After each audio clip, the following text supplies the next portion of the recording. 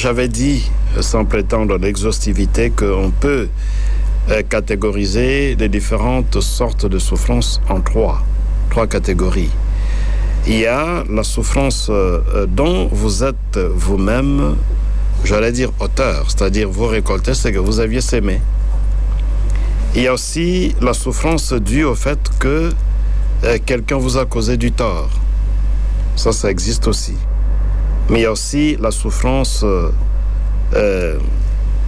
dans sa dimension mystérieuse. C'est-à-dire, on ne sait pas très bien qui est à la base de ça. Mais Dieu sait, mais toi, tu ne sais pas. C'est un peu comme la souffrance de Job. Là, c'est un mystère. C'est un mystère. Donc, quand on souffre, il y a toujours ces trois aspects-là, ces trois formes auxquelles on peut faire allusion. D'abord, soit on récolte ce qu'on a sémé, on s'est conduit de façon qui n'est pas correcte, et puis on commence à s'aimer ce qu'on avait, plutôt à récolter ce qu'on avait sémé.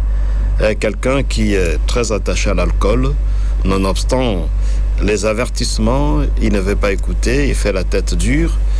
Un jour, en rentrant chez lui, il tombe dans un caniveau parce qu'il était ivre.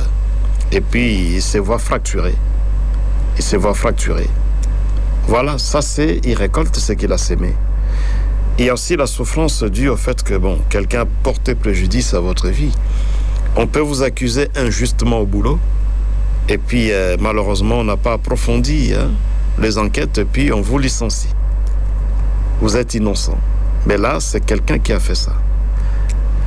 Mais il y a aussi parfois la souffrance telle que on ne sait pas très bien découvrir les enjeux ou bien son origine. C'est un peu le cas de Job. Ça, c'est ce qu'on appelle le malheur innocent. Et donc, ça existe. Quelqu'un dit, mais je ne comprends pas. Qui m'a fait ça? Tu ne sais pas. Est-ce que c'est Dieu? C'est pas Dieu.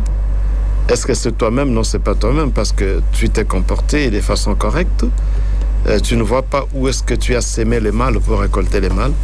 Et donc, ça, c'est le cas de Job.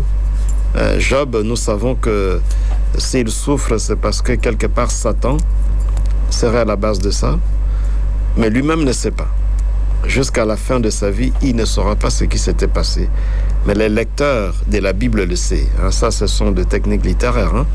Donc, on a écrit ces livres-là de façon que nous qui lisons, nous savons que si Job souffre, c'est parce qu'il y a eu ce dialogue entre Dieu et Satan, mais lui-même ne sait pas pourquoi il souffre.